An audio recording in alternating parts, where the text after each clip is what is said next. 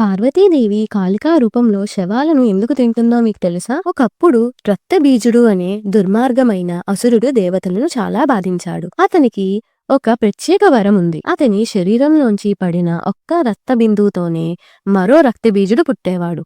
అందుకే ఎవరూ అతన్ని గాయపరిచినా అతని సంఖ్య ఇంకా పెరుగుతూ పోయేది. దేవతలు ఎంత ప్రయత్నించినా అతన్ని ఓడించలేకపోయారు. అప్పుడు దేవతలు పార్వతీదేవిని ప్రార్థించారు. భక్తులను రక్షించేందుకు ఆమె కాళికాదేవిగా ఉగ్ర రూపంలో అవతరించింది. యుద్ధంలో రక్తబీజుడిని సంహరిస్తూ అతని రక్తం నేలపై పడకుండా తాగింది. అలా అతని శక్తిని పూర్తిగా నశింపజేసింది. ఈ కథ మనకు చెప్పేది ఏమిటంటే, కాళికాదేవి ఉగ్రంగా కనిపించిన ఆమె అసలు స్వభావం భక్తులను కాపాడే తల్లి హృదయమే. ఆమె ధర్మాన్ని రక్షించడానికి మాత్రమే ఆ రూపం ధరించింది. ఈ విషయం మీకు కొత్తగా అనిపిస్తే లైక్ చేయండి. మీరు ముందు విన్నారా లేదా కామెంట్ లో చెప్పండి. ఇంకా ఆసక్తికర కథల కోసం సబ్స్క్రైబ్ చేసుకోండి.